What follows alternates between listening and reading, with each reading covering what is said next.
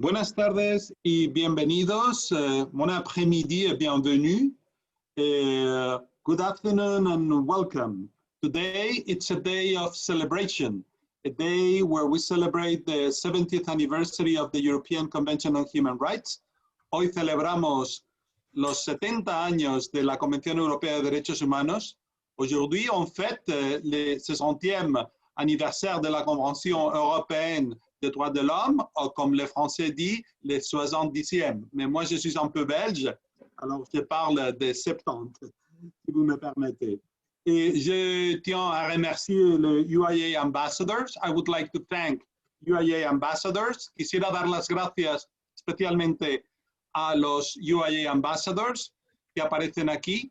Y sin más preámbulos, desearles una cápsula interesante. Vous pouvez mettre la vidéo. Now we're going to see a video. I encourage all of you to become members of UIA. Je vous encourage a devenir membre de l'UIA. Por favor, haceos miembros los que no lo seáis de la UIA. Y aquí está nuestro video. Muchas gracias. Merci beaucoup. Thank you very much. At UIA, we don't just consider each lawyer a fellow colleague. We're friends, or even family. This emphasis on collegiality and friendship has been a foundation of UIA for over 90 years and has become a core value shared today by our members in 110 countries. Because UIA welcomes lawyers from across the globe, we have a distinctive multicultural spirit and approach. UIA is proud of its cultural diversity and the benefits this provides for members. UIA's multiculturalism is reflected by its 3 working languages: English, French, and Spanish. UIA gives an international dimension to your practice by granting access to a truly global network of colleagues on which you can rely for support and advice outside your own country. And just how does UIA support its members and the legal profession? By organizing accredited training sessions for continuing education across the world and an annual Congress on today's hottest topics, from business law in New York to international arbitration in Dakar to management of law firms in Hong Kong. Because we believe in lifelong personal and professional development, training has to be useful, up-to-date, and fun. What's more, our wide range of 40 specialist commissions provides opportunities for developing and sharing your expertise, for personal and leadership development, and for growing your profile. At UIA, we're fully committed to our members, but our commitment also extends to the defense of the rule of law and the independence and freedom of lawyers across the world. Lobbying and advocacy activities directed at international, national, and regional institutions are our main levers for action. Plus, our special consultative status with the United Nations is a gateway to the UN for our members via the organization of UN briefings every 2 years. UIA, bringing together the world's lawyers.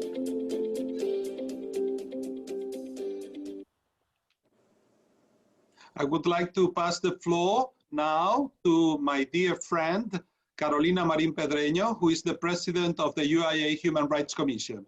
Ahora, Carolina Marín Pedreño, presidenta de la Comisión de Derechos Humanos de la UIA, tiene la palabra. J'aimerais passer la parole à mon amie, ma chère Carolina Marín Pedreño, présidente de la Commission de l'UIA sur les droits de l'homme. Carolina, la palabra es tuya. Thank you, Mr. President. Thank you, Jorge. It's a great pleasure to be this afternoon with all of you. We are very pleased to know that more than 300 of you want to celebrate with us the 70th anniversary of the European Convention of Human Rights. As president of the UIA Human Rights Commission, I couldn't miss the opportunity to celebrate this anniversary. 47 member states of the Council of Europe have ratified the treaty. This treaty guarantees the civil rights of not only the citizens of those 47 member states, but also all persons in those jurisdictions. So we have a lot to discuss this afternoon, lots to celebrate, a lot of challenges ahead, and we have the best speakers this afternoon to talk about this topic with you. I am extremely grateful for the generosity, for being with us this afternoon, because I know that you will all enjoy this journey of 70 years that they will all offer to us from different angles, from the angle of the practitioner, the angle from the court. So very interesting topics coming this afternoon.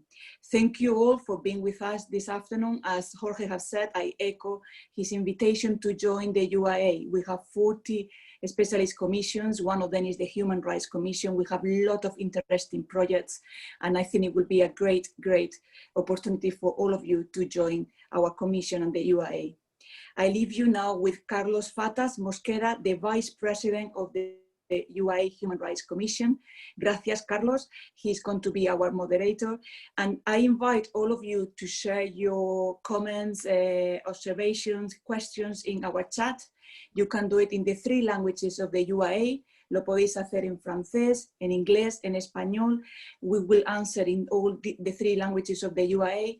And please, let's do this very interactive and let's all celebrate and enjoy this international treaty. Thank you. Carlos, gracias. Thank you very much, Carolina. Muchas gracias, Carolina. Merci beaucoup, Caroline. We will start with Pascal Dournos-Josette. Vamos a empezar con Pascal Dournos-Josette. Nous allons commencer avec Pascal Dournos-Josette. He is a senior legal advisor in the registry of the European Court of Human Rights, and he is associate professor at the University of Strasbourg in France. Pascal Dournos-Josette est conseiller juridique principal, il est manager au greffe de la Cour européenne des droits de l'homme, professeur associé à l'Université de Strasbourg en France. Pascal Dournos-Josette es asesor jurídico principal manager, secretario en la Secretaría del Tribunal Europeo de Derechos Humanos, es profesor asociado adjunto a la Universidad de Estrasburgo en Francia, es un gran especialista del convenio, il s'agit d'un grand spécialiste de la convention, is a very big specialist of the convention. Vamos a aprender seguramente muchísimo con él. Nous allons apprendre énormément avec lui suite à son exposé. He is a big specialist, as I said. He is the court. Il est dans ce panel la cour. Il représente la cour dans ce panel. Representará entre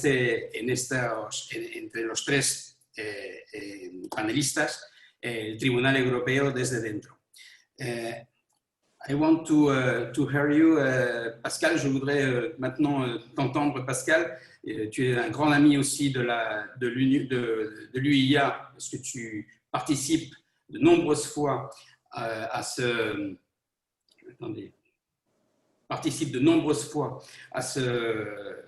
séminaire. It's not your first participation in a seminar of the Court of Human Rights with the UIA. No es tu primera participación en la UIA, en este seminario de derechos fundamentales en relación con el convenio europeo. Je voudrais donc maintenant te céder la parole. I give you the floor or the microphone or the computer, as you want. Je te cède maintenant la parole. Te cedo la palabra y te escucharemos en relación con la génesis, with the genesis of the European Court of Human Rights, with individual request, interested request too, and about the protocol 1614. I think you have some commentaries about the protocol 14.2. Je te cède la parole pour que tu puisses nous parler au sujet de la genèse de la Cour européenne des droits de l'homme, que tu nous parles au sujet des requêtes individuelles et puis des requêtes aussi interétatiques qui sont très intéressantes, et notamment avec le protocole 14, le protocole 16 aussi, et puis si possible l'accession, cette adhésion de l'Union européenne tant attendue et si lente a la Convention y a la Cour Européenne de Droits de l'Homme. Hablarás sobre la génesis del Tribunal Europeo de Derechos Humanos, de los recursos individuales, de los recursos interetáticos.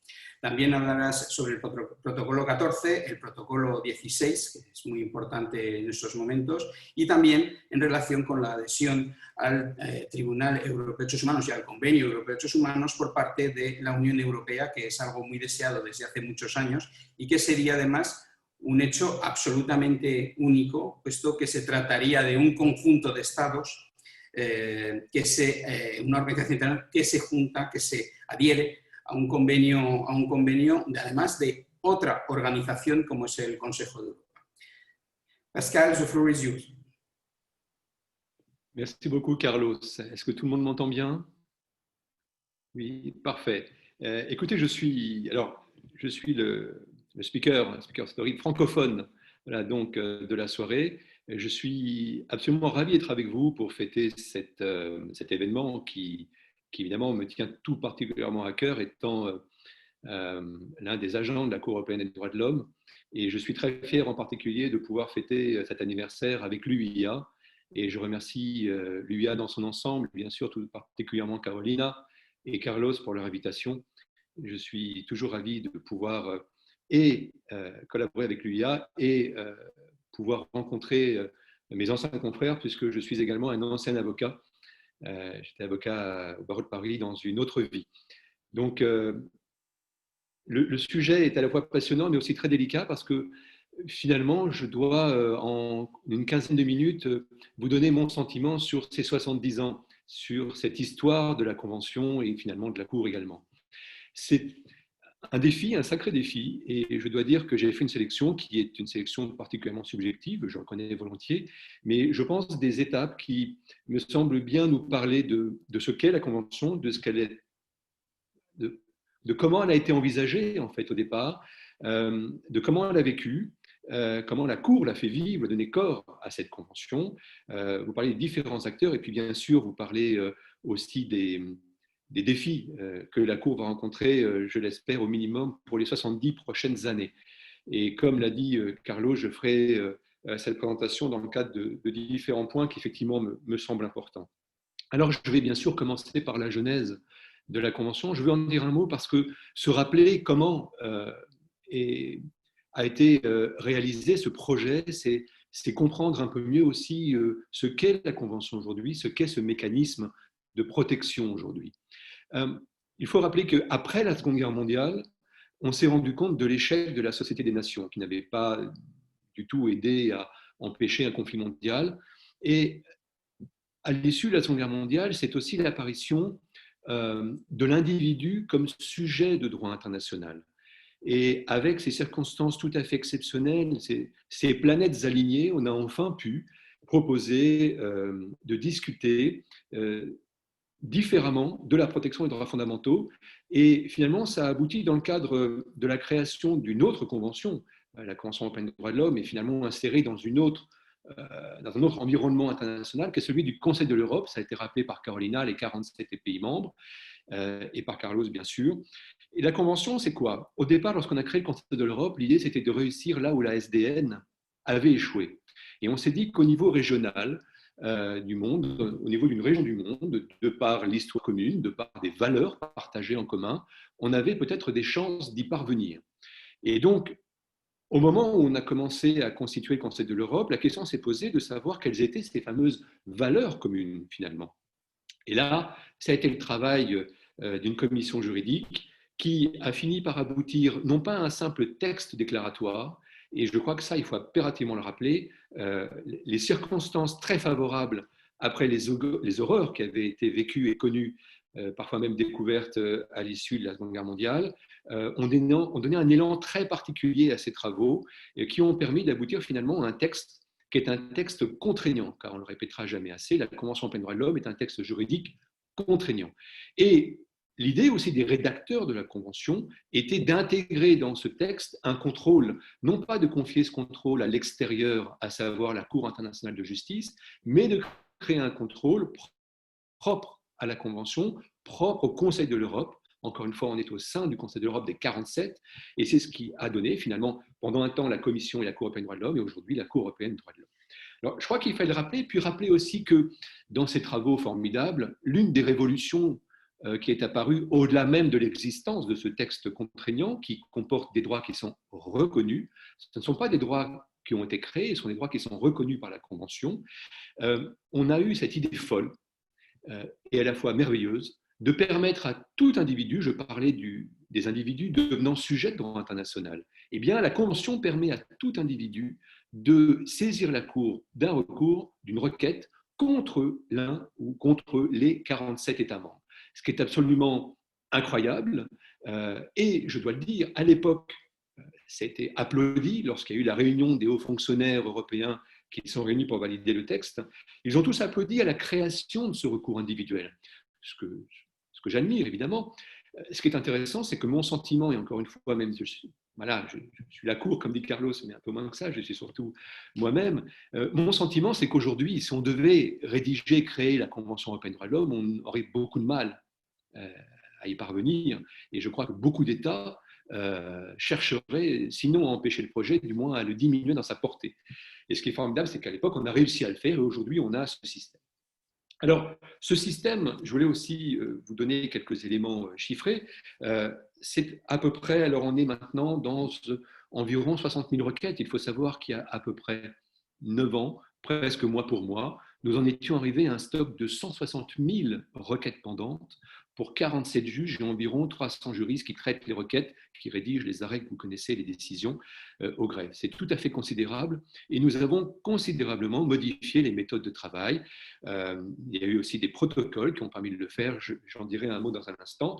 Mais ce que je voulais vous dire aussi, c'est que finalement, dans ces 60 000 requêtes, 60 à 70% au moins de ce volume total qui varie selon les ans entre 60 et 65 000, eh bien 70% concernent seulement 4 ou 5 pays sur les 47. Et c'est intéressant parce que ça nous parle finalement du paysage européen et ça impose aussi à avoir beaucoup de recul lorsqu'on examine les chiffres, lorsqu'on examine le travail de la Cour, les statistiques. On voit bien que finalement, dans ces 47, la situation des droits fondamentaux et la portée, l'impact des arrêts de la Cour est sensiblement différent selon évidemment les crises politiques, sociales que ces pays peuvent traverser avec, y compris depuis quelques années, notamment au minimum depuis 2008 avec la crise au nord de la Géorgie avec la Russie, des crises de nature militaire, ce qu'on n'avait pas vu quand même sur le continent européen depuis bien longtemps. Alors, ce que je voudrais vous dire aussi, c'est que pendant toute cette période, la Cour a fait œuvre de création en donnant à la Convention toute sa portée. La Convention est un texte magnifique, mais vous savez que c'est un tout petit texte. Voilà, si je vous présente ce petit volume minuscule qui est édité par la Cour, vous voyez que ça contient et la Convention et ses protocoles et d'autres parties annexées.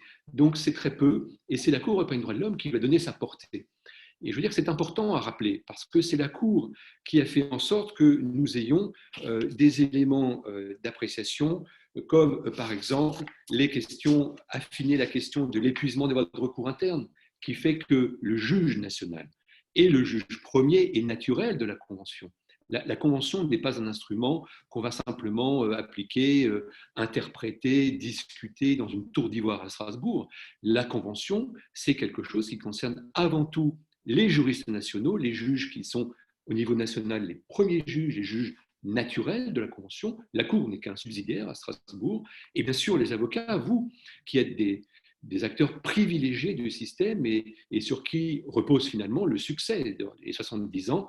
Le bilan, c'est aussi la réussite des barreaux dans leur ensemble des pays membres qui ont su se saisir et faire le maximum, parfois avec l'aide d'associations, de regroupements comme l'UEA, pour développer les connaissances, les pratiques et faire en sorte que la Convention existe, qu'elle vive. C'est la Cour d'ailleurs qui a dit que la Convention était un instrument vivant, un instrument qui accompagne les évolutions de la société. Mais ce que je voudrais vous dire, je pourrais parler pendant une journée sur les principes d'interprétation, c'est passionnant, mais ce sur quoi je voudrais insister le plus, c'est que aux yeux de la Cour, ce qui compte finalement, c'est d'être en mesure de donner à la Convention toute sa portée. Les États se sont engagés à en respecter le contenu, à respecter leurs engagements. sans condition de réciprocité, bien évidemment. Et ce qui est important, c'est que la Cour veille à ce que ça fonctionne par certains principes d'interprétation, comme par exemple les notions autonomes, qui font que c'est la Cour qui dit comment on doit comprendre les termes de la Convention et non pas chacun des États. C'est la Cour aussi qui affirme à de nombreuses reprises qu'un nombre de droits importants sont des droits qui renvoient directement à la notion même de société démocratique, et ce qui renvoie aussi au fondement même de la création du Conseil de l'Europe. Tout ça est lié, il ne faut pas se mentir, tout ça est lié. Les droits fondamentaux ne sont pas du tout détachés de l'idée même de l'état de droit, de la démocratie et de la volonté de maintenir la paix sur le continent européen. C'est la Cour qui a affirmé dans sa jurisprudence au fil de ses 70 ans qu'il était important d'interpréter et d'appliquer les termes de la Convention de manière à ce qu'ils aient une application concrète et effective. La Cour n'est pas un objet d'étude illusoire ou théorique. La Cour doit être appliquée de manière concrète et effective. Et ça, c'est une grande leçon de la part d'une Cour supranationale qui fait en sorte que chacun des droits reconnus par la Convention est une réalité pour chaque citoyen ou tout simplement pour chaque personne qui est confrontée à une atteinte à ses droits fondamentaux. Car je vous le rappelle, la Cour est compétente donc pour 47 pays membres, ça veut dire environ aujourd'hui dans les 830-840 millions d'Européens, mais aussi pour tous les autres. Car vous pouvez être américain, australien, japonais, chinois, africain de n'importe quel pays du continent africain, ce merveilleux continent, et vous pourrez saisir la Cour pourvu que vous puissiez invoquer un grief dirigé contre l'un des 47 pays membres. Ce qui veut dire que finalement, la Cour et la Convention ont une vocation universelle qui dépasse même les frontières de l'Europe. Et j'en veux pour preuve que nous avons des rapports fréquents, alors des rapports essentiellement en termes de communication, d'échange d'informations et peut-être protocolaire, on peut le dire, mais en tout cas, un contact existe avec la Cour interaméricaine des droits de l'homme, avec la Cour africaine des droits de l'homme et des peuples, et bien sûr, une relation très particulière, parce que nous sommes sur le même continent, avec la Cour de justice de l'Union européenne, et là encore, j'en dirai un mot tout à l'heure. Alors, tout ça est bien sûr passionnant, et je voudrais dire que ce droit de recours individuel, qui au départ était facultatif et qui est devenu contraignant lorsqu'il y a eu l'entrée en vigueur du protocole numéro 11, vous savez, ce fameux protocole entré en vigueur en 98, le 1er novembre 98, qui a fusionné en quelque sorte, même si le terme est impropre, les anciennes commissions et cours européennes des droits de l'homme pour une cour unique et permanente. C'est d'ailleurs intéressant parce qu'en 98, lorsque cette cour unique et permanente est entrée en fonction, on s'est rendu compte qu'elle était déjà plus ou moins dépassée par les événements, puisque le protocole avait mis du temps à être discuté, adopté, et entre-temps, d'autres États avaient rejoint le système de la Convention, et ce protocole numéro 11, qui voulait rationaliser le système et accélérer le traitement des requêtes, en fait, n'a pas été suffisant. Ce qui explique que nous ayons eu par la suite le protocole numéro 14, qui a créé ces fameux juges uniques, donc des juges qui siègent seuls pour les affaires manifestement irrecevables, que certains parmi vous connaissent, puisque j'ai reconnu parmi les participants certains avocats que j'ai plaisir à retrouver aujourd'hui, qui nous ont saisi de requêtes, et qui a aussi donné des fonctions au comité de 3 juges, donc des formations réduites de la Cour, puisque vous savez qu'il y a le comité de 3 juges, au-dessus après il y a la chambre de 7 juges et la grande chambre de 17 juges, sachant que la jurisprudence est créée uniquement par les chambres et la grande chambre. Mais ce qui est intéressant, c'est que ce protocole 14 est venu renforcer le fonctionnement de la Cour, tout comme le protocole numéro 15 en partie, qui touche à certains éléments sur lesquels je ne vais pas m'étendre. Mais quand on parle finalement de révolution juridique, comme je l'ai dit, je revendique cette expression parce que je la trouve parfaitement adaptée à la création du droit de recours individuel. Elle est unique au monde, cette création, hein, et maintenant elle est obligatoire pour tout État membre du Conseil de l'Europe. L'autre révolution juridique, je pense, pour faire un bond dans le temps, c'est finalement le protocole numéro 16. Le protocole numéro 16, c'est un protocole incroyable qui fait que, dorénavant, la résistance des États à entamer les réformes, ou l'indifférence des États, alors quand je dis les États, c'est les gouvernants du moment, bien évidemment, hein, ça ne correspond pas forcément à la volonté de la majorité, notamment des citoyens et des professionnels du droit. Et donc, toutes ces résistances, tous ces blocages, toutes ces indifférences, parfois ces incompétences même, osons le dire, eh bien, tout cela peut être, eh bien, on peut passer par-dessus grâce à un système qui autorise des juridictions désignées dans chaque État à saisir la Cour européenne des droits de l'homme de demandes d'avis consultatifs sur l'interprétation et l'application de la Convention.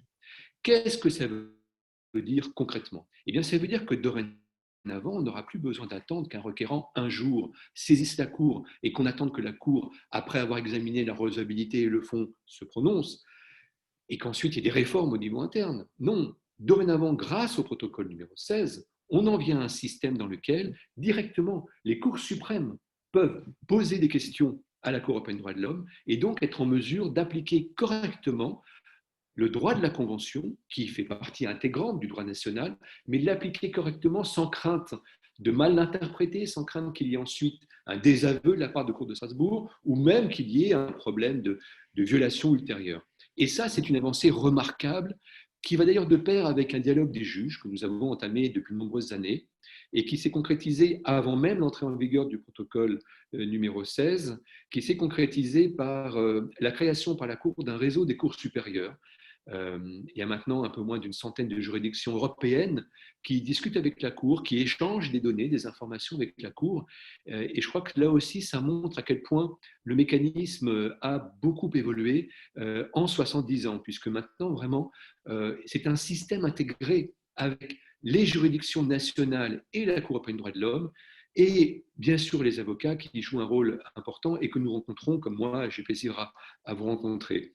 Un mot maintenant sur la relation particulière, puisque ça c'est aussi un point important de l'évolution du droit. Sur notre continent, nous avons deux cours supranationales, la Cour de Luxembourg et la Cour de Strasbourg. Sachez qu'il y avait eu quelques années une volonté d'adhésion, de permettre l'adhésion, c'est le traité de Lisbonne qui le prévoit, qui est entré en vigueur en 2009, de l'Union européenne à la Convention européenne des droits de l'homme. Ça, c'est quand même une avancée incroyable, une avancée qui aurait permis d'assurer une harmonie juridique sur le plan européen, mais aussi une sécurité juridique, éviter des divergences de jurisprudence entre les différentes juridictions. Les deux, en particulier, deux juridictions supranationales. Ça a échoué, je dois le dire, et je le dis avec le plus grand respect pour la Cour de Luxembourg, de par la faute de la Cour de Luxembourg, qui a rendu un avis qui ressemble à un tant soit peu à un poème à la Prévert, avec toute une sorte de référence qui rendait impossible le projet. Mais je crois que finalement, les hommes parviennent toujours à se parler, à se rencontrer, à se retrouver. Nous avons toujours ce contact avec la Cour de Luxembourg. Et sachez que les négociations d'adhésion de l'Union européenne à la Convention, donc l'Union européenne concrètement serait la 48e haute partie contractante à la Convention, ce qui est assez incroyable, les négociations ont repris. Et si ça devait fonctionner, pour toutes les affaires de la Cour qui concerneraient le droit de l'Union européenne, vous auriez l'État ou les États concernés, et à leur côté, comme co-défendeur, vous auriez l'Union européenne, et les arrêts éventuels de constatant une violation de la Convention pourraient ainsi plus facilement être exécutés tant par les États que par l'Union européenne. C'est un gage de sécurité juridique.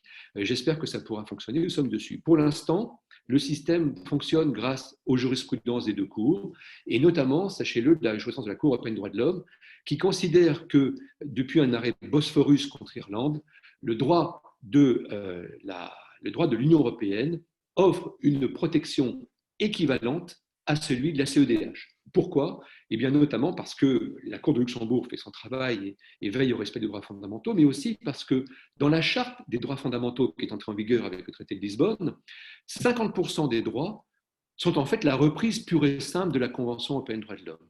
Et il est prévu dans la charte que cette convention soit appliquée dans le même sens, avec la même portée que l'application qu'on peut en avoir à Strasbourg. Voilà, alors je terminerai mon propos parce que nous avons chacun d'entre nous, chacun des intervenants promis de ne pas dépasser une quinzaine de minutes, mais après nous serons à votre disposition pour les échanges et les questions. Je terminerai en vous parlant des défis qui attendent la Cour donc pour les 70 prochaines années. Je dirais qu'à mon sens, le premier des défis, c'est que la Cour continue à maîtriser la gestion de son arriéré. Nous avons un backlog important. Nous avons le protocole 14 qui nous aider, mais nous avons aussi beaucoup de réformes internes. Nous avons aussi un développement très important et très fin de l'outil informatique, de l'aspect numérique au sein de la Cour. Nous sommes assez en avance. Je crois qu'un autre des défis, ce sera de continuer à faire venir à nous aussi des juridictions pour que le dialogue existe. Et j'espère qu'on pourra renforcer le dialogue aussi encore plus avec les avocats, comme on a réussi à le faire avec ce réseau des cours supérieures. Moi, je rêve d'un réseau qui intégrerait les avocats et la cour, mais aussi les universitaires. D'ailleurs, je pense qu'il y a aussi plein de choses à faire. Ce sont des projets ambitieux, mais j'aimerais que ça puisse aboutir. J'espère que la cour traversera aussi des crises qui traversent certains de nos pays. Vous n'êtes pas sans savoir qu'il y a des crises de toutes sortes, crises économiques, crises sanitaires, mais aussi crises politiques, crises militaires, et puis des crises aussi avec des extrémismes qui prennent... voilà, vous voyez, c'est mon alarme en fait qui me rappelle à l'ordre. Donc vous voyez, même si le modérateur veille, je sais que là j'en suis à mon tout dernier mot, et c'est l'avocat qui arrive encore à garder la parole un tout petit peu. Et puis je dois dire que l'un des enjeux, bien sûr, ce sera sans doute le fonctionnement du protocole 16. Pour l'instant, nous avons 2 demandes. L'une de la France, l'autre de l'Azerbaïdjan, et 2 fois les cours suprêmes évidemment, sont celles qui peuvent nous saisir, qui font vraiment avancer aussi le débat au niveau européen. Je trouve ça passionnant et c'est sans doute l'avenir du système si ça prend bien. Ce sera l'application du protocole 16 avec ce dialogue direct, sans même que la Cour peut-être ait à rendre autant d'arrêts par la suite. Il suffira qu'elle rende des arrêts consultatifs, des avis consultatifs sur demande des cours suprêmes. Et le dernier point, ce sera l'adhésion de l'Union européenne. C'est reparti et je veux dire que cette fois c'est sans doute la dernière chance que nous ayons d'y parvenir pour faire en sorte que effectivement nous ayons une véritable harmonie dans ce système de droit européen qui est si beau. Voilà, j'en termine là. Je passe la parole à nouveau à Carlos et je resterai à votre disposition bien sûr pour ensuite avoir un échange avec vous. D'ailleurs à ce propos, j'ai cru comprendre que Vincent Berger, l'ancien jurisconsulte de la Cour est parmi les participants, mais aussi Maître Petiti, 2 personnes qui connaissent particulièrement bien la Convention et la Cour, et j'espère qu'ils pourront intervenir pour donner aussi un témoignage, parce que je serais très intéressé à l'idée de pouvoir les entendre. Merci beaucoup Pascal, c'est toujours un grand plaisir de t'écouter. Tu es réellement un grand spécialiste, et puis on sent bien non seulement que tu vis la Cour de l'intérieur, mais tu la vis aussi intérieurement. Et ce qui nous fait vraiment plaisir lorsque nous avons la chance de t'avoir comme panéliste ou comme orateur au sein de nos différents séminaires, où tu es toujours bien sûr le bienvenu. C'est très intéressant. Je voulais faire un petit rappel, parce que c'est très intéressant. Les deux premières requêtes, aussi bien la requête individuelle, enfin le premier jugement, comme le premier jugement interétatique, comme le premier jugement individuel, sur recours individuel, sont contre l'Irlande, enfin, où ont l'Irlande disons comme élément entre les parties. Le premier jugement en matière de la Cour européenne des droits de l'homme, qui est un recours individuel, est un recours individuel un jugement de 1960. Et c'est l'affaire Lawless. C'est un nom très curieux quand même pour aller à la Cour européenne des droits de l'homme pour obtenir le premier jugement. Et c'est un jugement contre l'Irlande qui finalement n'a pas abouti en violation, mais c'est un jugement contre l'Irlande. Le premier interétatique est un jugement finalement rendu parce que c'est l'État d'Irlande qui a formé une requête contre le Royaume-Uni du fait de l'IRA. Dans les 2 cas, c'était l'organisation terroriste IRA qui était en cause. Mais ce sont 2 dossiers. Le premier est de 1960, j'ai dit, le second est de 1978. Mais c'est assez curieux. Il y a déjà beaucoup de temps qui est passé. Mais c'est cette curiosité, cette attache, ce point d'attache avec l'Irlande. Très bien. Thank you very much, Pascal. Muchas gracias, Pascal. We will continue with Cécile Aptel. Cécile Aptel was appointed Chief of the Rule of Law and Democracy section at the UN Office of the High Commissioner for Human Rights since October 2020. She is based in Geneva, Switzerland. Before that, she was Director and Acting Under Secretary General for Partnerships and at the International Federation of the Red Cross. She has over 20 years of experience in management, strategy, legal and policy roles, having worked for the UN, think tanks and NGOs in Africa, Europe, the Middle East and North America. She is also Professor of International Law, teaching at Harvard and the Fletcher School. Cécile Abtel a été nommée chef de section État de droit et démocratie au Haut-Commissariat des Nations Unies aux droits de l'homme en octobre 2020. Elle est basée à Genève, en Suisse. Auparavant, elle a été directrice et sous-secrétaire générale par intérim pour les partenariats de la Fédération internationale de la Croix-Rouge. Elle a plus de 20 ans d'expérience dans la gestion, la stratégie, les rôles juridiques et politiques, ayant travaillé pour l'ONU, des groupes de réflexion et des ONG en Afrique, en Europe, au Moyen-Orient et en Amérique du Nord. Elle est également professeure de droit international, enseignant à Harvard et à la Fletcher School. Cécile Abtel fue nombrada jefa de la sección de Estado de Derecho y Democracia en la Oficina del Alto Comisionado de las Naciones Unidas para los Derechos Humanos en octubre de 2020. Se encuentra en Ginebra, en Suiza. Antes de eso fue directora y subsecretaria general interina de asociaciones en la Federación Internacional de la Cruz Roja. Tiene más de 20 años de experiencia en roles gerenciales, estratégicos, legales y políticos, habiendo trabajado para la ONU en think tanks y ONGs en África, Europa, Oriente Medio y Norteamérica. También es profesora de Derecho Internacional impartiendo clases en Harvard y la Fletcher School. Dans sa présentation, Mme Abtel insistera sur la complémentarité entre la Convention européenne de sauvegarde des droits de l'homme et des libertés fondamentales et les instruments internationaux de protection des droits de l'homme, tout en mettant l'accent sur la spécificité du Conseil de l'Europe, notamment en comparaison d'autres systèmes régionaux. Mme Abtel décrira également l'état de coopération entre le Conseil de l'Europe et les Nations Unies, en particulier avec le Haut Commissariat aux droits de l'homme. Elle examinera finalement les voies possibles de renforcement dans cette coopération.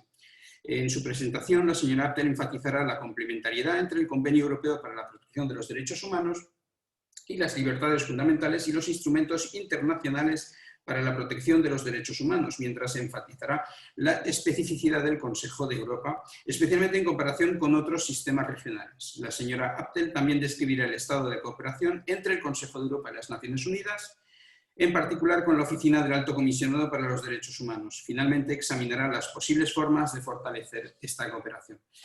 Thank you very much, Cécile. Merci beaucoup, Cécile. Muchas gracias, Cécile, for your participation in this webinar. I think it's the first time. I hope it's not the last time. And the floor is yours. Thank you. Merci beaucoup, Carlos. Merci. Thank you very much indeed for inviting me to this webinar. Yes, it's the first time, and I also very much hope that this is a first. I'm very, very happy to be here, to be with you today. And I'm especially happy also and very honored to represent the United Nations in this event as we celebrate together the European Convention on Human Rights, turning 70. As Pascal Dournon-Josette just reminded us very eloquently, 70 years ago when the European Convention was adopted, it was in a really tragic context with two terrible conflicts and massive human rights violations in the background. So in that context, the European Convention laid the foundation stone of a more peaceful and also more unified Europe based on the respect of human rights and seeking to realize human rights. The preamble of the Convention states that the aim of the Council of Europe is the achievement of greater unity between its members. And this evidence needs to be recalled today when we think that too many voices contest the legitimacy of human rights supranational systems, whether at the regional level, like in Europe, or at the international level. So from a UN perspective, speaking from the UN Human Rights Agency, the Office of the High Commissioner for Human Rights, I would like to present 3 main points, as you've already indicated, Carlos: the complementarity between the Council of Europe and the UN Human Rights System, the existing cooperation between the Council of Europe and the UN, and then, in conclusion, to very quickly identify ways in which this cooperation could be strengthened. So when we think of the complementarity between the Council of Europe and the UN Human Rights System, it's first and foremost about instruments, yes? When we look at the preamble of the Convention, it starts with a reference to the Universal Declaration of Human Rights. But also the Convention, like in fact, establishes then a kind of a division of labor, division of task between it, the Convention and the European Regional System, and the UN Human Rights System, for the UN system to secure human rights at the international level and for the Convention to do so at the level of the European continent. But as stated in the preamble of the European Convention, these rights are the same And indeed, a very great number of rights can be found in both the 1948 Universal Declaration of Human Rights and the European Convention, including the most important one, the right to life, but also the prohibition of torture, the prohibition of slavery, which have been really long entrenched human rights even prior to the Universal Declaration. The right to liberty and security, the right to a fair trial, the right to respect for private and family life, freedom of thought, conscience, religion, freedom of expression, and the right to education, just to mention a few. The European Convention of Human Rights is more detailed than the Declaration when it comes to certain rights like the right to liberty and security and the right to a fair trial.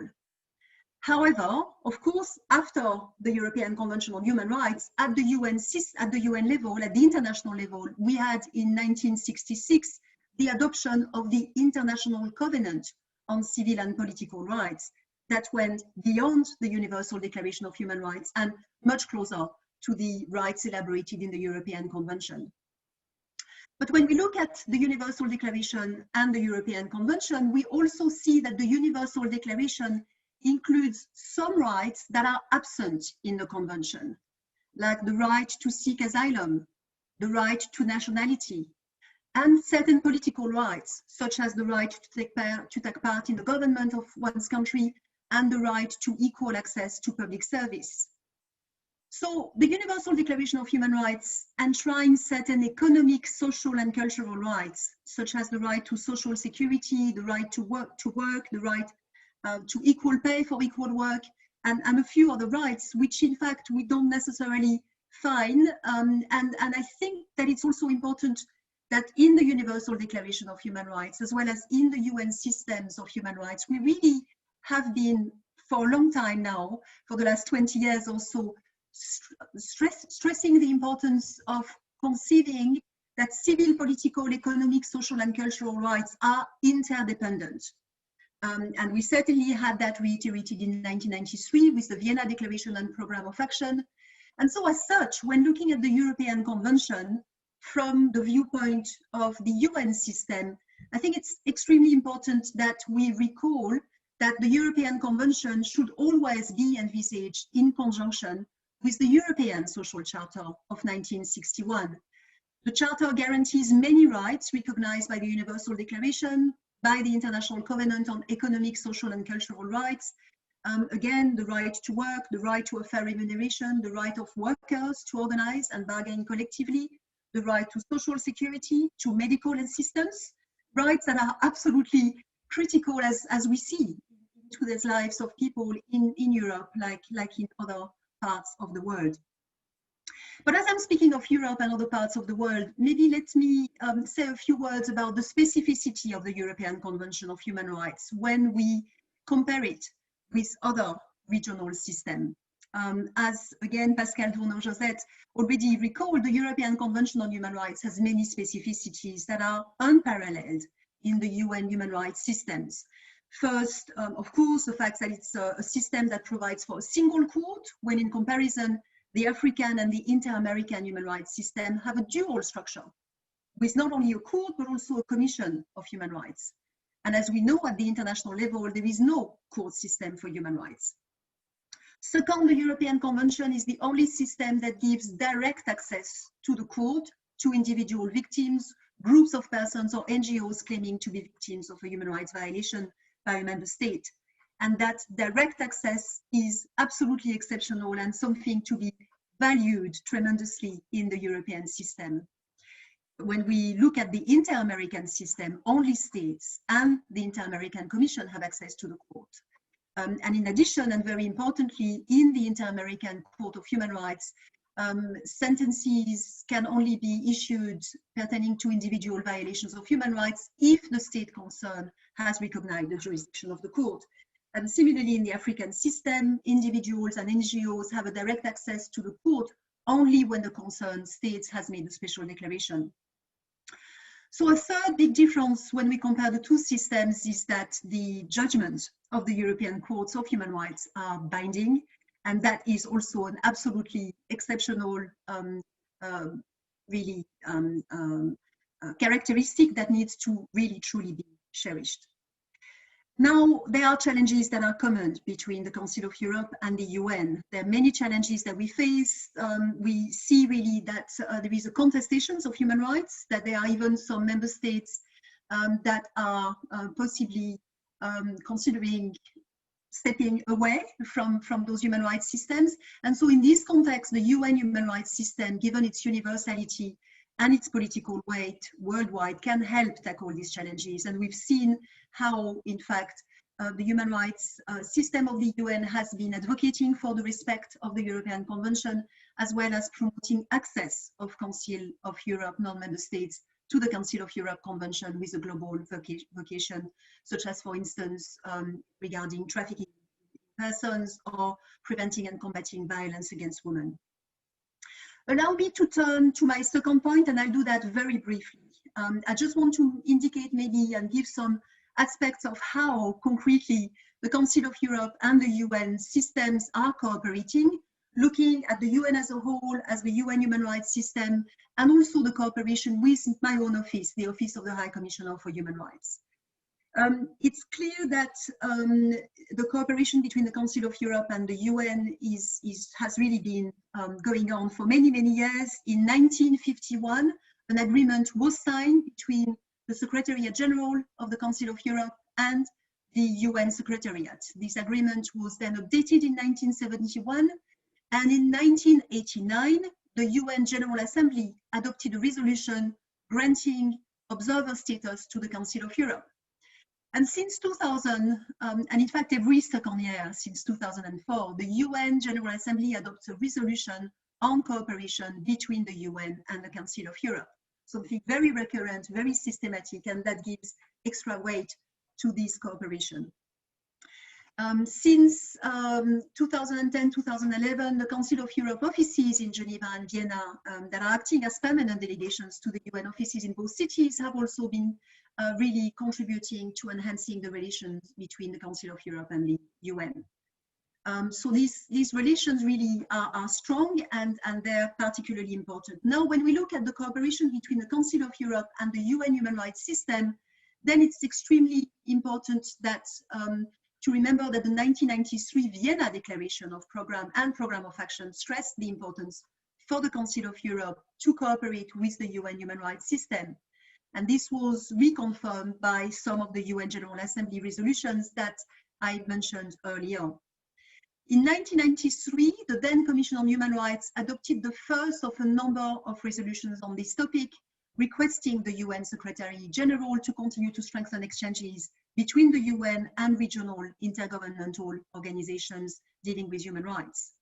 And the Human Rights Council has reiterated this through a number of resolutions which have requested again, that we bring more closer the UN and the regional systems. And pursuant to this resolution, my office, the Office of the High Commissioner for Human Rights, has organized and will continue to organize a series of workshops to exchange on good practice on regional arrangements for the promotion and protection of human rights. We also see, importantly, the Council of Europe being increasingly involved in the Universal Periodic Review at the UN, and in particular through the regular participation of its permanent observers to the UN office in Geneva. That's extremely important because the Universal Periodic Review is really a system that through its framework enable good practices to be developed, such as, for instance, uploading the Council of Europe's contribution on the OHHR's online submission systems. And we can really see how UPR can help not only promote human rights, but also ensure its defense by having states review other states' records. The cooperation between the Council of Europe and OHCHR is also going very strong. In 2013, there was a joint declaration on the reinforcement of cooperation. And indeed, the Commissioner for Human Rights of the Council of Europe maintains regular contacts with OHCHR, meets regularly with the High Commissioner for Human Rights, Mrs. Michelle Bachelet. The High Commissioner herself meets also regularly with the Secretary General of the Council of Europe. So with this, everything seems to be ideal, but yet I would like to conclude with just a few suggestions on ways in which this cooperation between the UN system and the European system could possibly be further strengthened. It is clearly important that we maintain the regular and also ad hoc exchanges between the Council of Europe and OHCHR. The last meeting was held 2 years ago in 2018, and we then decided that we should extend our cooperation through more inputs on both sides. And I think it's really time that we consider this, in particular, for instance, on having cross-references in diverse documents, including reports on relevant country visits, as well as other documents, and also have special rapporteurs of the UN system receive inputs from the Council of Europe on some of their thematic reports. A lot more can be done in these fields, and in addition, I think it is critical that the Council of Europe and OHCHR seeks opportunities to explore concrete collaboration on diverse human rights issues, and I'd like to mention 3. The fight against racism. Following the new European Union Anti-Racism Action Plan, OHCHR and the Council of Europe could join forces to support the European Union in its efforts in this field. Another one is to strengthen the protection of human rights in the context of migration. In September, just recently, the Special Representative of the Secretary General on Migration and Refugees of the Council of Europe and the OHCHR Regional Representative released a joint statement to welcome the European Commission new pact on migration and asylum. This sort of collaboration could really be furthered. And the third area is really that further cooperation on many other issues could really be there. And I'll just mention Roma, women's rights, but also, and very importantly, not only areas where we see human rights grow, but also those where we see a possible backslide on human rights, such as generally seen in the context of COVID-19. So a lot more areas that can be explored. At 70 years, the European Convention is still very young, and there is a lot more that we can do. So thank you again very much for inviting me to this webinar and celebration. Thank you. Merci beaucoup, Cécile. C'était vraiment très intéressant. Je suis sûr que ça ne va pas être la dernière fois que l'on vous invite. Commencez déjà à prendre toute disposition pour les prochaines interventions au séminaire. Je vous remercie beaucoup d'avoir pris la parole ici. Je sais que ce sont des circonstances un peu difficiles avec cette histoire de Covid. Malheureusement, nous n'avons pas cette présence directement dans un centre de convention. Et c'est très difficile de le faire et de pouvoir l'organiser à distance. Un peu partout, un peu dans les quatre coins du monde. Surtout, nous avons énormément d'assistants et de participants à ce séminaire des 4 coins du monde. Nous avons des gens qui viennent du Canada, enfin des intervenants du Canada, de Pologne, de Syrie. Nous avons énormément d'assistants. Je vous renvoie à tous pour que vous voyez dans la liste à laquelle vous pouvez tous accéder pour voir les différentes provenances. Et je remercie tout le monde pour cette participation massive. Ce qui fait que réellement, vous avez un pouvoir d'attraction. Les 3 panélistes ont un pouvoir d'attraction très important. Donc, je vous remercie beaucoup, Cécile, pour cette merveilleuse intervention. We will continue now with Mrs. Nuala Moll. She is the founder of the Air Center. She is senior lawyer in London, UK. Nous continuons avec Nuala Moll, qui est fondatrice de The Air Center. Elle est avocate senior a Londres, au Royaume-Uni. Seguimos con Nuala Moll, que es fundadora del Air Center, que es abogado senior en Londres, en el Reino Unido. She wants to propose to make a personal journey through the 70 years of the European Court of Human Rights. And she wants to talk briefly about the evolution of the European Court of Human Rights litigation generally. And she wants to start with the Commission. The Commission is the first step in the system of human rights with the European Council before the European Court of Human Rights. Elle nous propose de faire un petit tour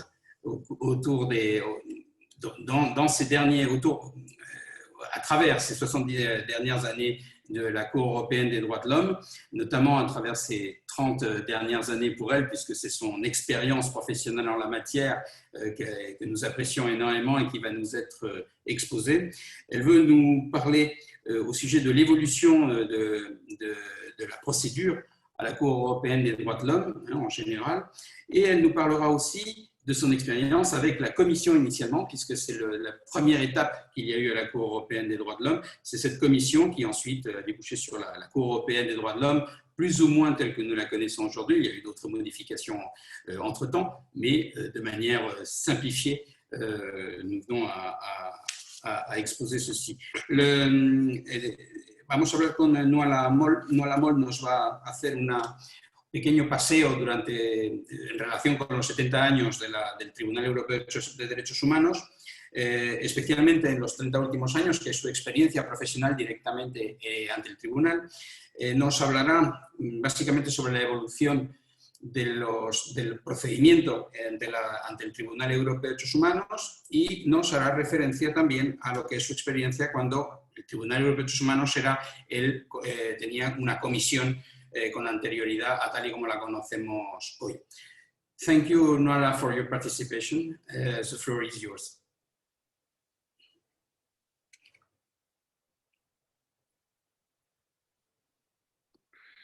Okay, thank you.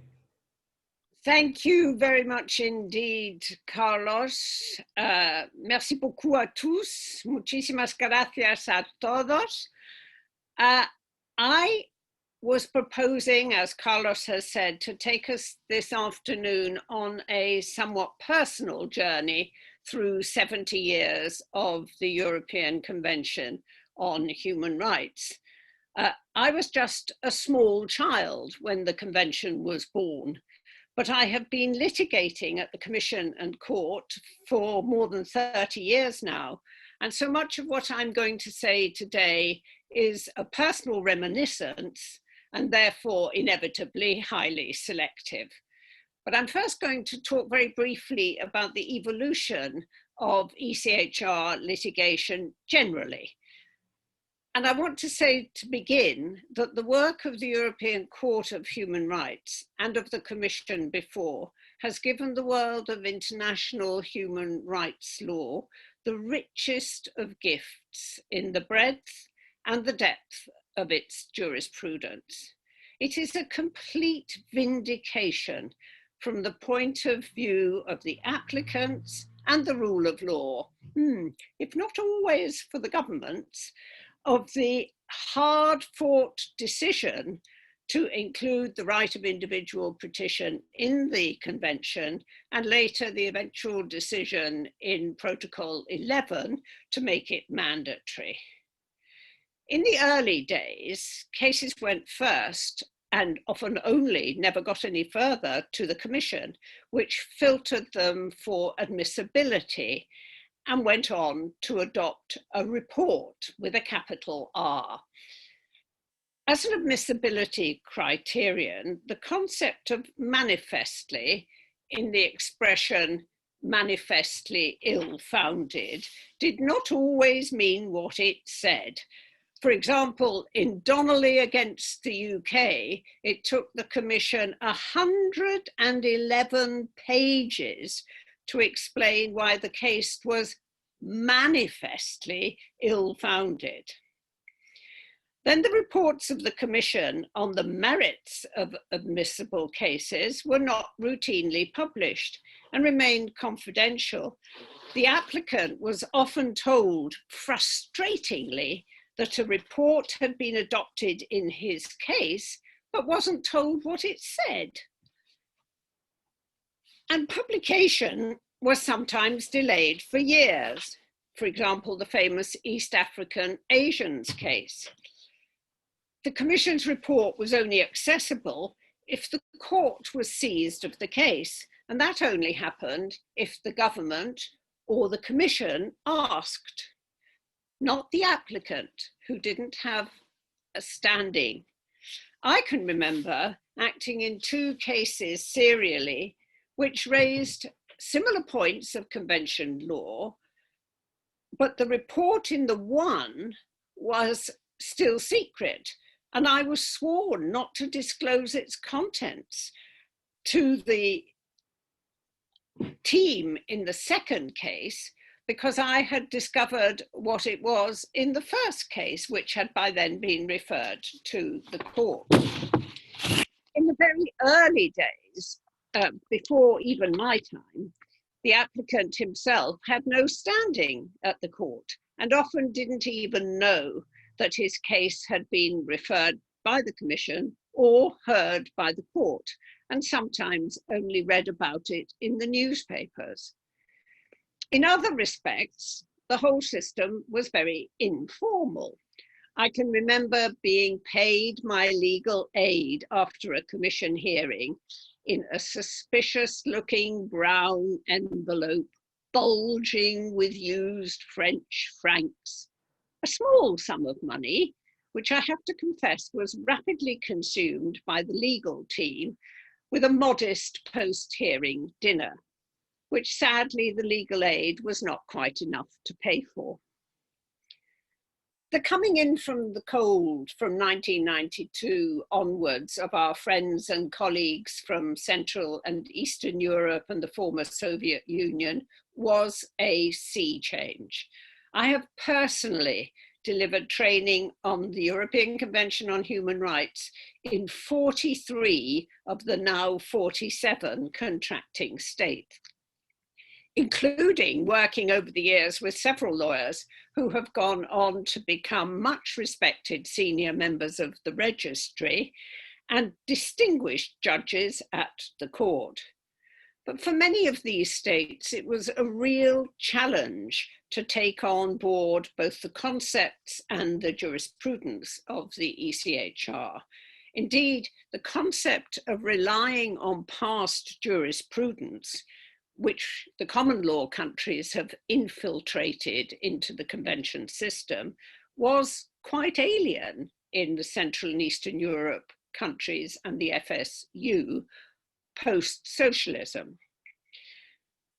So summarizing and translating the case law of the court into local languages has occupied almost as much of our time as litigation. Protocol 11, as has been said, changed the system dramatically, and now the right of individual petition to the court is accepted by all. What I've just said is the evolving background against which the Air Centre has litigated over 130 cases at the court over almost 30 years, either representing the applicants directly or being part of their legal team or by submitting third-party interventions. In the time that is left to me, I want to explore a little now two themes on which our work has broadly focused: asylum and children. I've chosen these two themes as neither of them actually appears in the text of the convention itself. Asylum. The court has repeated many times that there is no right to asylum to be found in the convention. But in the case of Söring in 1989, it found that Article 3, the prohibition on torture, applies not only to acts committed on a state's territory, but also prevents states from sending someone to a situation where there is a real risk that they will be exposed to such prohibited treatment. Söring itself was not an asylum case. It was an extradition case to the USA. And the prohibited treatment was not the death penalty itself, but the death row phenomenon. But the principle in Söring has been applied in asylum cases ever since. And since Söring, the court has dealt with hundreds of asylum-related cases, many of which we have been involved in.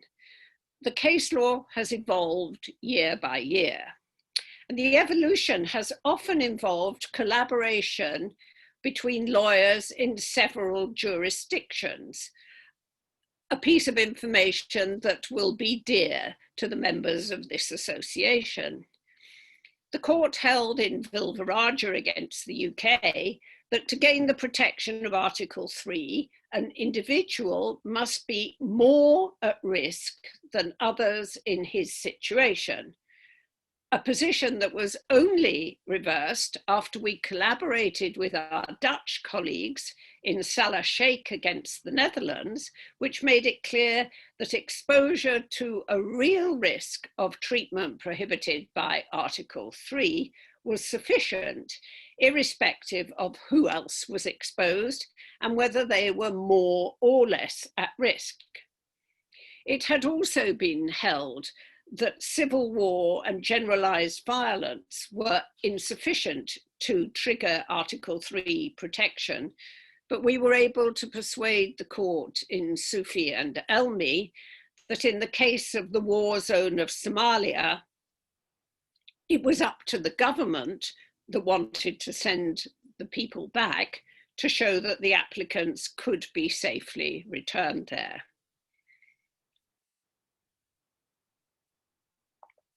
In D against the UK in 1997, we were able to show that a patient dying of AIDS and with only a few months to live, whatever happened to him, that he was protected by Article 3 by being taken from his hospital bed and returned to the only country in the world which had no treatment for AIDS, palliative or other, and where he would have been left to die on the streets. I just want to tell you that we litigated this case in the days before the internet.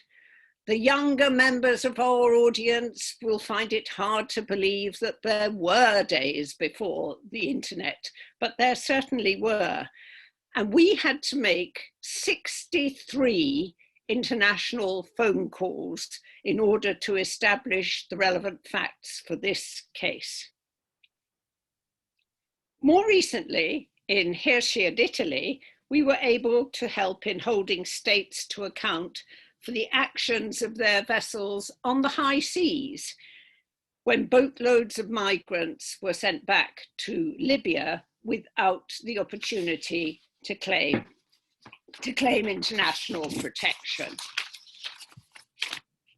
We've since been involved before the court in cases involving the conditions in the camps, particularly in Greece and Italy, and pushbacks at the borders. I could go on and on, but you'll be happy to know that I'm not, as time does not permit. But from this last point, I now want to turn very briefly to children. There is no specific protection for children in the ECHR, although they are alluded to in a few places. The UN Declaration on the Rights of the Child was not adopted until 1959, so 9 years after the Convention, and the Convention on the Rights of the Child follows 30 years later in 1989. The Convention has been ratified globally, including by all Council of Europe states. It therefore assumes a particular importance under Article 53 of the European Convention on Human Rights, which prohibits construing the ECHR in a way which is incompatible with any other international agreement which binds a contracting party to the ECHR. 4 main kinds of children cases come before the court. The first is cases complaining about the removal of children from their families by the state and subsequent issues of contact and even forced adoption. Second, complaints about the way states have dealt with parental separation, residence, custody, and contact, and in particular, the failure to enforce contact orders and other family orders made by the national courts. 3, cases about the deportation or threatened deportation of parents and about cross-border abductions, sometimes the one related to the other. And finally, the 4th group, a new group of cases about assisted reproductive technology, such as what was at issue in the first Protocol 16 advisory opinion that Pascal mentioned earlier, in which we intervened to highlight the need to focus in the opinion on the best interests of the child.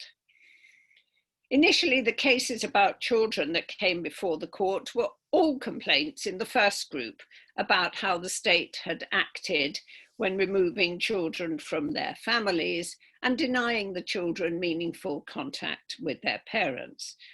And every year in this group of cases, violations are still found, often by the same states.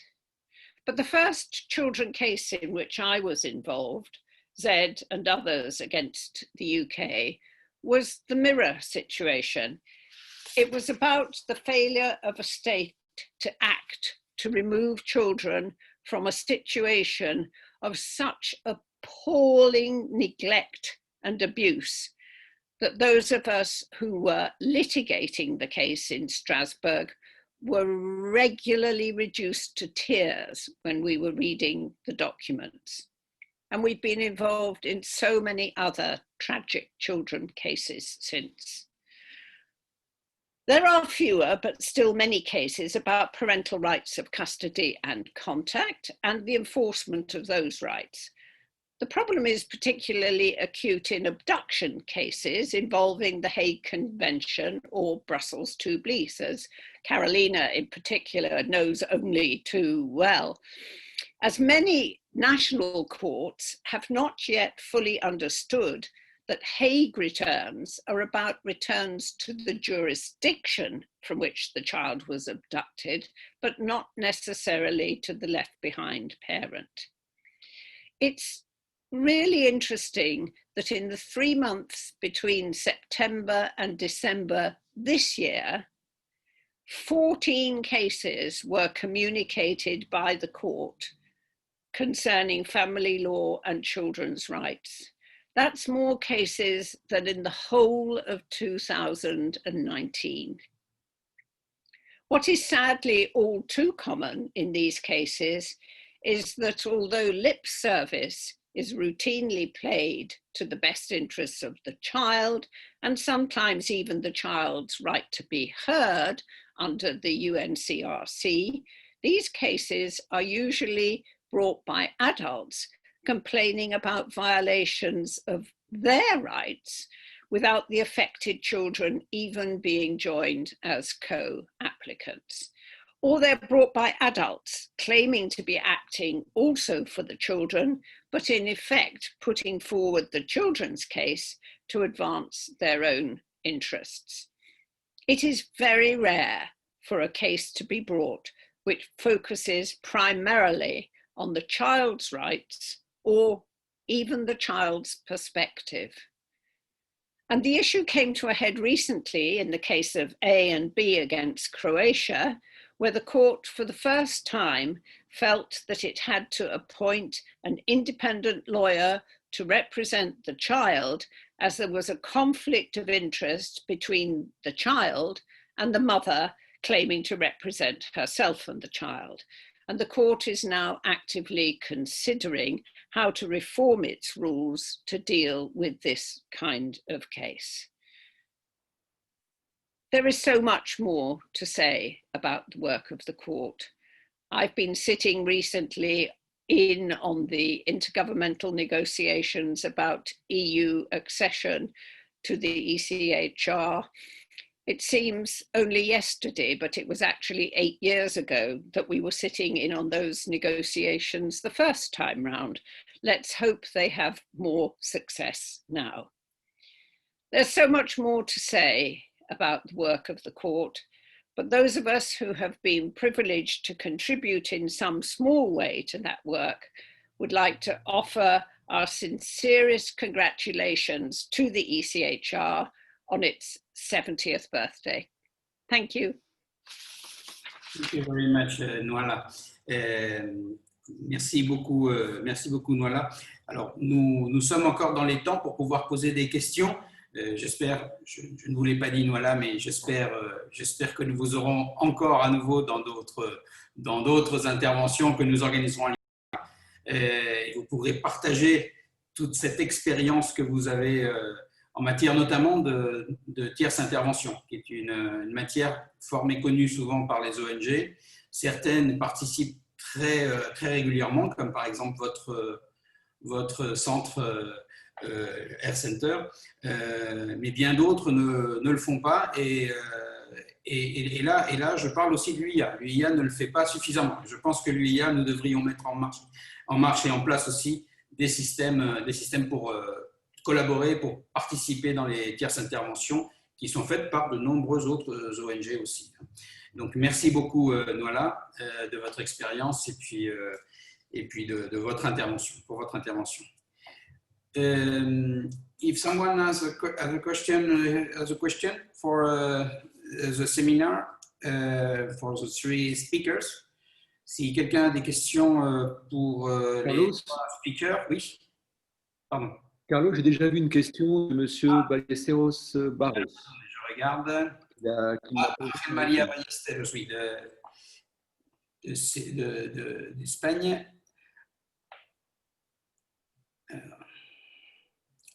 Alors, Pascal, une question. Je réponds quand tu veux. Tu peux la lire, non? C'est une question. Tu as accès à la question. Tu veux la lire? Oui, je l'ai vue. C'est pour ça que je me permets de le signaler. C'est la première question. Alors, écoutez, pour vous répondre, c'est une question voilà, qui déjà est un peu dans la technique, mais je vais en profiter pour préciser mon propos, sachant que effectivement, on a un temps extrêmement réduit et qu'il y aurait des foules de choses à ajouter sur tout ça. Mais je vais répondre avant tout à cette question. Alors, vous êtes dans l'optique, une hypothèse dans laquelle l'UIA saisirait la Cour de requête pour un avocat. Alors, la réponse est à la fois oui et non. Dans le sens où, concernant la saisine de la Cour, un requérant pour se prétendre victime au sens de l'article 34 de la Convention doit pouvoir invoquer un préjudice direct et personnel, ce qui, dans ce cas, ne serait pas le cas de l'UIA. En revanche, pour saisir la Cour, l'UIA pourrait très bien être le représentant, en tout cas au moment de la saisine de ce confrère. Ça, c'est pour le premier temps. Donc, premier temps, soit l'UIA a un problème personnel à soulever devant la Cour, auquel cas c'est direct et personnel, elle le fait pour elle-même, soit c'est pour un confrère, dans ce cas-là, elle ne peut être que le représentant de ce confrère. Ça veut dire quoi? Ça veut dire que ne pouvant être que le représentant, le confrère devra remplir un pouvoir établi à son nom, de manière à lui permettre d'intervenir. Cela étant, il faut savoir que si par la suite dans la procédure, alors je ne vais pas rentrer dans le détail, mais supposons que dans la suite de la procédure, cette requête soit communiquée au gouvernement défendeur, eh bien, dans ce cas-là, l'UIA ne peut plus continuer à représenter en tant que tel le requérant, qui aura une option entre soit se représenter lui-même sur autorisation du président, parce qu'il est avocat, ça a des chances d'aboutir, soit être représenté par l'un des avocats inscrits dans un barreau des 47 pays membres du Conseil de l'Europe, uniquement, hein, pas des barreaux extérieurs aux 47 pays membres. Voilà, répondu rapidement. En revanche, je voudrais rebondir, en profiter à la fois de cette question, mais aussi de la remarque de Carlos, qui est tout à fait pertinente, comme toujours, Carlos, évidemment, concernant les tiers interventions. Je dois dire qu'effectivement, je n'ai pas eu le temps d'en parler, mais Luana nous parlait avec beaucoup d'humour de ces rapports de la Commission, qui étaient les arrêts de la Cour, c'était les séries A. Les rapports, c'était les rapports R, effectivement, qu'on a connus, qui étaient d'ailleurs à l'époque introuvables. Il n'y avait pas Internet et il y avait un exemplaire sur 5 ou 10 au maximum dans les bibliothèques, y compris à l'Ordre des avocats de Paris dont je faisais partie. Donc, c'est un moment très intéressant. Mais on a fait beaucoup de chemin depuis. Et c'est vrai que la tiers d'intervention, d'abord, c'est quelque chose qui peut être exercé seulement si l'ONG, donc cette partie extérieure intéressée, est au courant de la requête. Or, je voudrais vraiment en profiter pour à tous vous dire à quel point le site Internet de la Cour est riche en informations, y compris avec des fiches sur les articles de la Convention, des fiches sur des problématiques spécifiques, dont certains ont été évoqués par Nouala ou par Cécile. Et je dois dire que vous pourrez vraiment approfondir vos connaissances et vos recherches. Maintenant, vous avez aussi UDOC. UDOC, c'est la base de données des arrêts et décisions de la Cour. Et dans UDOC, depuis un certain nombre d'années, nous avons alors très volontairement ajouté un critère de recherche qui concerne les affaires communiquées. Parce que nous nous étions rendus compte que pour des ONG comme Air Center de Douala, le problème est de savoir que la requête existe, parce qu'il y a un délai pour demander à la Cour de pouvoir intervenir aux côtés des parties. Et c'est vrai que donc, depuis quelques années, il y a beaucoup d'ONG, et j'imagine que c'est le cas pour Air Center, qui ont une vigie, une surveillance des affaires communiquées grâce au site Internet. Et tous, vous pouvez aller voir si un thème vous intéresse ou si vous faites partie d'une organisation. Vous cliquez dans UDOC sur communication, affaires communiquées, et vous verrez la liste de toutes les affaires communiquées. Vous pouvez après sélectionner des thèmes, des articles, etc. Mais surtout, ce qui est important, c'est de savoir aussi que ces tiers d'intervention, ce n'est jamais pour défendre l'une des parties, mais c'est pour faire valoir des arguments qui peuvent éclairer la Cour dans sa réflexion. Et c'est très utile. Parfois, d'ailleurs, la Cour le demande expressément. On a par exemple un jour demandé ça à l'OTAN qu'elle intervienne. Donc c'est extrêmement intéressant. Le barreau de Paris est intervenu, l'Institut des droits de l'homme du barreau aussi, et de nombreuses institutions aux côtés des États membres qui ont le droit évidemment, mais aussi le commissaire aux droits de l'homme du Conseil de l'Europe. Et ce qui est intéressant, c'est que vous pouvez aussi intervenir l'UIA aux côtés d'autres tiers intervenants. Il n'est pas nécessaire que chacun dans son coin fasse ses observations, ce qui peut être très intéressant, et parfois d'ailleurs, il m'est arrivé de créer des lettres aux demandes de tiers intervention pour encourager justement les demandeurs à se rapprocher et à présenter ensemble des observations. Et ça peut être aussi extrêmement riche et extrêmement utile pour le débat devant la Cour, qu'il s'agisse des chambres ou de la grande chambre, où vous avez souvent des enjeux considérables. Donc oui, la tiers intervention, ça fait partie de ce dialogue dont je parlais tout à l'heure. Voilà, j'ai un peu débordé de la question, mais j'en ai profité pour rebondir sur des remarques extrêmement intéressantes, et c'est tellement riche, voilà, c'est plus fort que moi. Je me tais, promis.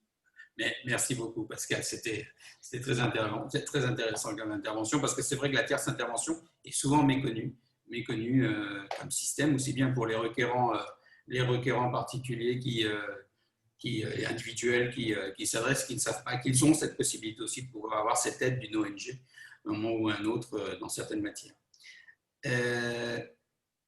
Carolina, we have another question from Canada, Howard Simons. How different is appearing before the European Court and English Court? Je suppose que c'est une question pour nous là. No, this one is for you. Well, first of all, you very rarely get the opportunity to appear at a hearing in Strasbourg. Most cases are dealt with exclusively on the papers. It is only very, very, very rare that a case that is before a chamber has a hearing at all. And most of the hearings that take place in Strasbourg are hearings at the Grand Chamber. And the hearings at the Grand Chamber are quite different from the prolonged hearings that you can have in an English or other common law jurisdictions courts. Each side gets 30 minutes precisely to make his presentation, the applicant and the government. So that's 1 hour in total. You may have been litigating this case for 7 years, and this hearing at the Grand Chamber is the culmination of 7 years' work, but you get 1 hour. Then the court may ask some questions. Sometimes you're allowed 10 or 15 minutes to compose your answers, and then you go back and you give your answers to the court's questions, profiting from the opportunity to add in the course of answering the questions, the things that you didn't have time to say in your first half hour. And then it's finished. Done, closed, nothing else. So it is completely, completely different. It's a different system altogether. And it's quite interesting that the old, several president's back, president of the European Court of Human Rights was a very distinguished Swiss judge, Lucius Wildhaber. And President Wildhaber, when it came to be 29.5 minutes, used to hold his wrist up like this, and he'd tap his watch to tell people they had to stop, because the timing is very, very carefully monitored, and the court is not tolerant of people who want to go on over their timing. But it does mean that you have to prepare your presentation very, very carefully. Obviously the court has wonderful interpreters, and they do a fantastic job translating, if you're speaking in English, translating into French, if you're speaking in French, translating into English, because those are the only languages you can use unless you have special permission from the court for the applicant to use his own language, but that's very rare. What we always do is we not only time the presentation to make sure we are only 29.5 minutes long, but we also translate it into French to make sure that the French version is going to come out saying what we say. So sometimes we turn our expressions round in English so that they will be easier for the interpreters to translate into French, because the easier you make the job of the interpreters, the better the translation you will get. So it's a very, very different, but it's a friendly court. It's not like going to Luxembourg. Going to Luxembourg and appearing in the court in Luxembourg is absolutely terrifying. I mean, I've done it many times, but I'm still terrified every time I go in there.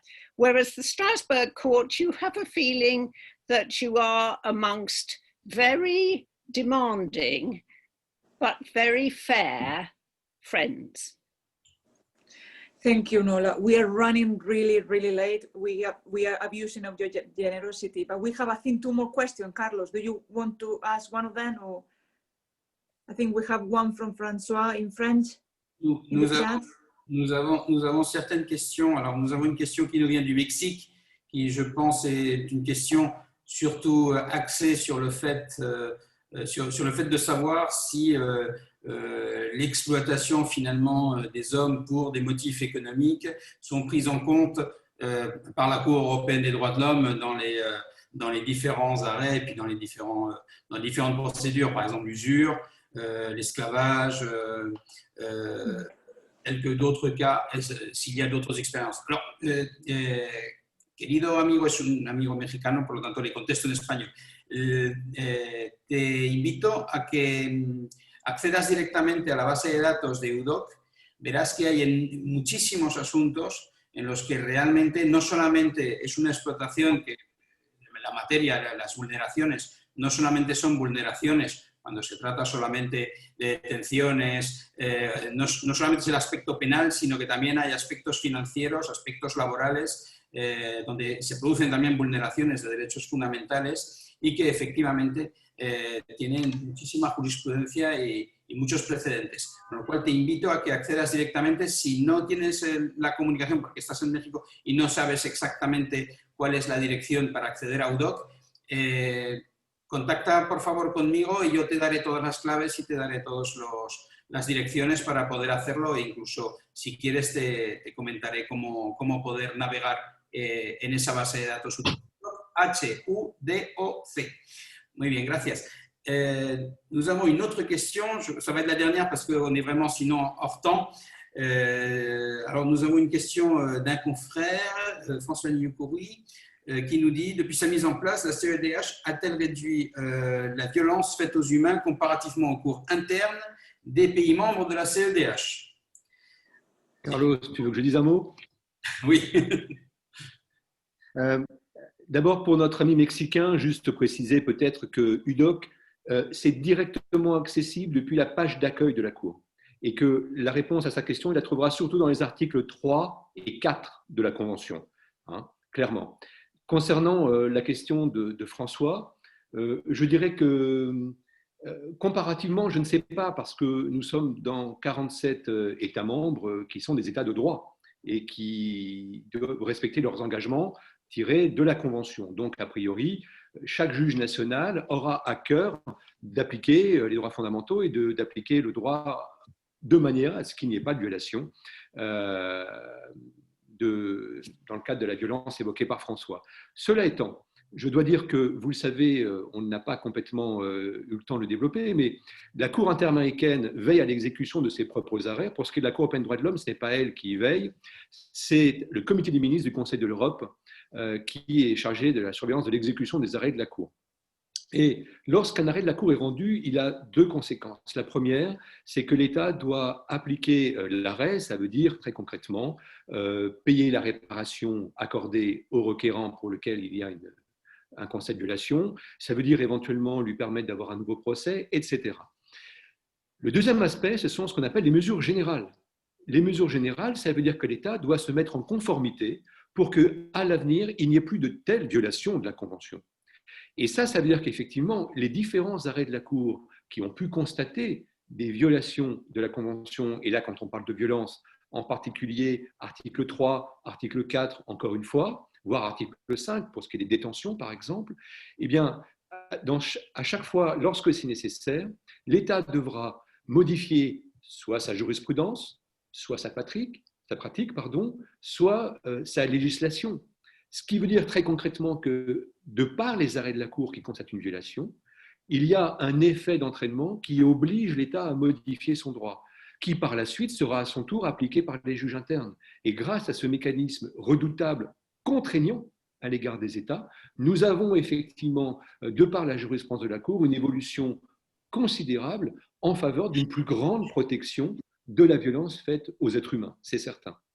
Mais ce n'est pas un monopole, loin s'en faut, ce serait un monopole de la Cour, ça n'aurait pas de portée réelle. C'est un système qui fonctionne aussi parce que ça fonctionne au niveau national avec le travail des juges internes qui sont, je le répète, du fait du principe de subsidiarité, les juges premiers et naturels de la Convention. Merci beaucoup, Pascal. Alors, nous avons sur une question, c'est une question, je pense plutôt une expérience personnelle négative de la part de Corneliu Liviu Popescu, qui nous dit « Il y a parfois des aspects moins honorables d'une demande de tierce intervention sous la forme d'une demande d'amicus curiae présentée par une ONG.